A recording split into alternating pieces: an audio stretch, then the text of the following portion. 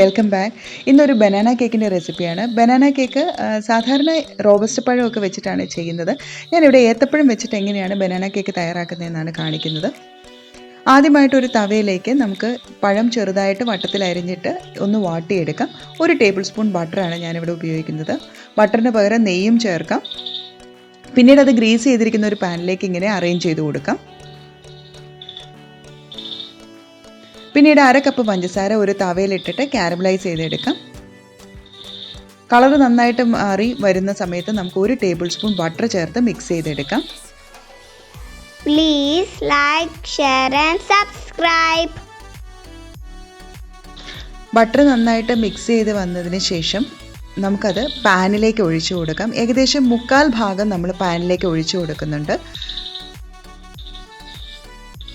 പിന്നീട് നമ്മൾ 2 ഏത്തപ്പഴം പുഴുങ്ങിയത് ചെറുതായിട്ട് അരിഞ്ഞത് ബാക്കിയുള്ള സിറപ്പിലേക്ക് ചേർത്ത് മിക്സ് ചെയ്തെടുക്കുകയാണ് ചെയ്യുന്നത്.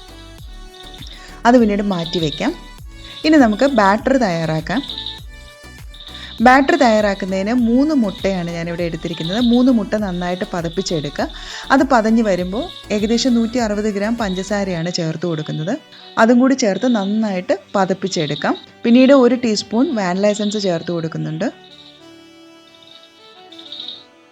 പിന്നീട് നമ്മൾ ചേർത്ത് കൊടുക്കുന്നത് 3 ടേബിൾ സ്പൂൺ ഓയിലാണ്. ഓയിലിന് പകരം നിങ്ങൾക്ക് ബട്ടർ ആയാലും ചേർത്ത് കൊടുക്കാം.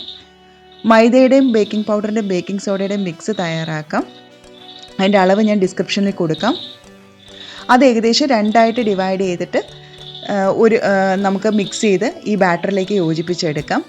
ഒന്നുകിൽ ബ്ലെൻഡർ സ്ലോ സ്പീഡിലിട്ട് മിക്സ് ചെയ്യാം, അല്ലെങ്കിൽ ഒരു സ്പാച്ചിൽ ഉപയോഗിച്ചിട്ട് മിക്സ് ചെയ്തെടുക്കാം. പിന്നീട് ഈ മിക്സിലേക്ക് നമ്മൾ ചേർത്ത് കൊടുക്കുന്നത് നേരത്തെ വരട്ടി വെച്ചിരിക്കുന്ന പഴമാണ്. അതും കൂടി മിക്സ് ചെയ്ത് യോജിപ്പിച്ചെടുക്കാം. ഇപ്പോൾ നമ്മുടെ ബാറ്റർ തയ്യാറായിട്ടുണ്ട്. ഈ ബാറ്റർ നമ്മൾ നേരത്തെ തയ്യാറാക്കി വെച്ചിരിക്കുന്ന പാനിലേക്ക് ഒഴിച്ചു കൊടുക്കാം.